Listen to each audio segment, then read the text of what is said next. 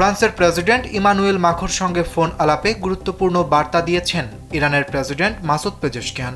তিনি বলেছেন, যুদ্ধ বন্ধে আলোচনায় ইউরোপকে গঠনমূলক ভূমিকা রাখতে হবে এবং আন্তর্জাতিক আইনের বাইরে কোনো পথ গ্রহণযোগ্য হবে না বলেও জানান তিনি। ফোন আলাপে মাসুদ পেজেশকিয়ান স্পষ্ট করে জানান, ইরান আন্তর্জাতিক আইনের কাঠামোর মধ্যেই আলোচনা চালিয়ে যেতে চায়। তিনি বলেন, এই নিয়মের বাইরে কোনো আচরণ স্থায়ী সমাধানের পথে বাধা তৈরি করবে। তিনি মাখোঁকে জানান, ইউরোপ যুক্তরাষ্ট্রকে এই নিয়ম মানতে উৎসাহ দিতে পারে। এক্ষেত্রে ইউরোপের ভূমিকা গুরুত্বপূর্ণ বলে মনে করে তেহরান। স্যান্ডেলিনা সো, রূপচর্চায় আভিজাত্য।